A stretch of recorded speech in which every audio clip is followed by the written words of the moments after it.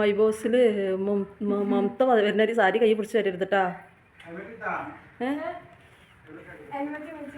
എന്നാ ഹെൽമെറ്റ് എന്നാ.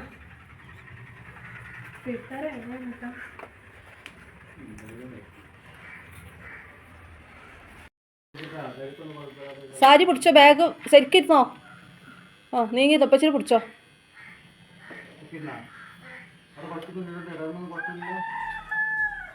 വരുമ്പോ സാരി അല്ല ആ തല പിടിക്കണട്ടാ.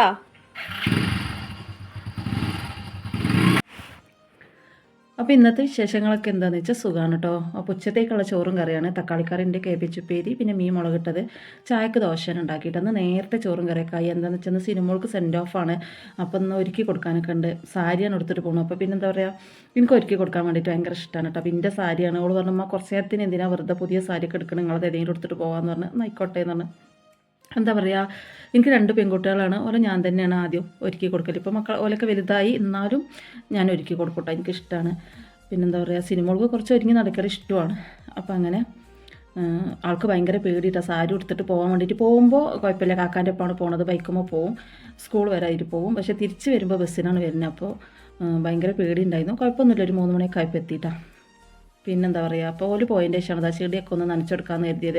സാധാരണ എൻ്റെ വീഡിയോ കാണുന്നവർക്കൊക്കെ അറിയാം, രാവിലെ ചായക്കപ്പായിട്ട് വന്ന ചെടികൾ ഏതൊക്കെ മുട്ടിട്ടിക്കണം, ഏതൊക്കെ പൂവുണ്ടായിക്കണം എന്നൊക്കെ നോക്കണം. എന്നും അങ്ങനെ നോക്കലേ.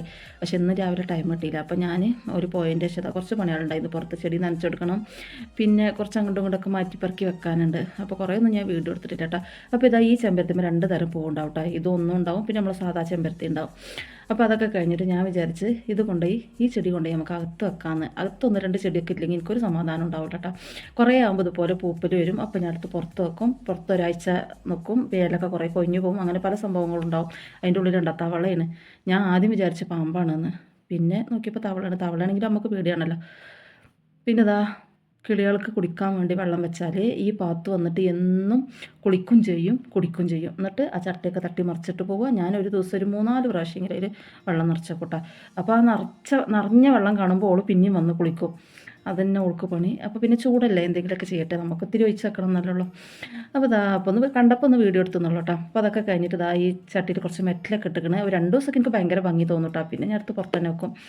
അപ്പോൾ അതൊക്കെ കഴിഞ്ഞ് ഉച്ചക്ക് ഒന്ന് ചോറ് നിന്നിട്ടില്ലായിരുന്നു കേട്ടോ. അപ്പോൾ വൈകുന്നേരം ആയപ്പോൾ നല്ല വിശപ്പ്. അപ്പോൾ ഞാൻ വിചാരിച്ച് കുറച്ച് ഉപ്പുമാവൊക്കെ ഉണ്ടാക്കിയിട്ട് ചായ വെച്ചിട്ട് കുടിക്കാമെന്ന് കരുതി.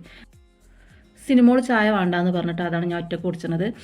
പിന്നെ എന്താ പറയുക, ഇന്ന് പണി കഴിയാൻ തന്നെ നേരം വൈകിക്കണേ. പിന്നെ പുളി നിസ്കാരമൊക്കെ കഴിഞ്ഞപ്പോൾ തന്നെ വൈകുന്നേരമായി. പിന്നെ ഞങ്ങൾ കുറച്ച് നേരം വർത്താനം കൊണ്ട് നമ്മളെ അയൽവാസികളൊക്കെ നമ്മൾ കുറച്ച് നേരം വർത്താനമൊക്കെ പറഞ്ഞിരിക്കോട്ടെ, എന്നും അങ്ങനെ തന്നെയാണ്.